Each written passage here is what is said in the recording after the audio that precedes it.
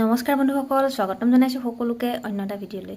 আজি ভিডিঅ'টো লৈ আহিছোঁ বৰ্তমান পোষ্ট ওলাইছে মেডিকেলৰ ৱেষ্ট কাৰ্বি আংলঙত NHM অফিচৰ ফালৰ পৰা দিয়া হৈছে যে only for West Karbi Anglong district health ছ'চাইটিয়ে এখন আপোনাৰ NHMৰ উলিয়াইছে ভেকেঞ্চি উলিয়াইছে for staff nurse GNM and for staff nurse ANM পোষ্টৰ কাৰণে।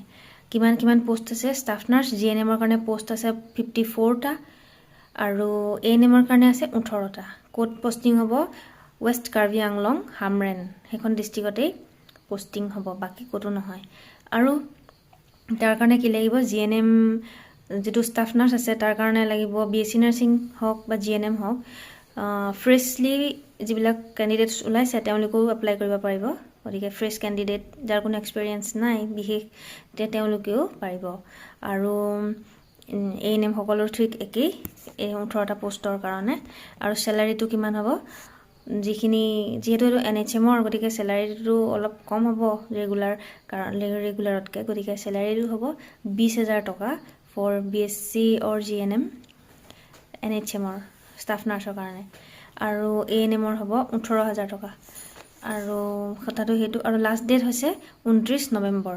গতিকে বেছি দিন আৰু নাই। আপোনালোকে যদি এপ্লাই কৰা নাই তেনেহ'লে এপ্লাই কৰিব পাৰে। আৰু কৈছে যে কি এডমিটখন কেতিয়া দিব?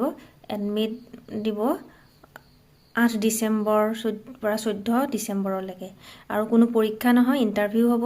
আপোনালোকে সেই ডিষ্ট্ৰিক্টৰ ৱেষ্ট কাৰ্বি আংলং হামৰেনত গৈ আপোনালোকে তালৈকে যাব লাগিব আৰু তাতে আপোনালোকে ইণ্টাৰভিউ ল'ব আৰু ইণ্টাৰভিউত চিলেক্ট কৰি পেলাই আপোনালোকক পষ্টিংটো দিব।